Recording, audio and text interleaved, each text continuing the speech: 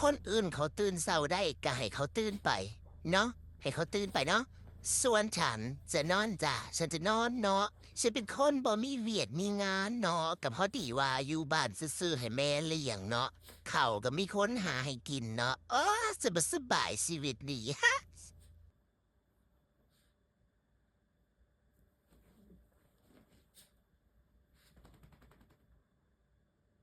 ตุ้ยตุ้ยตุ้ย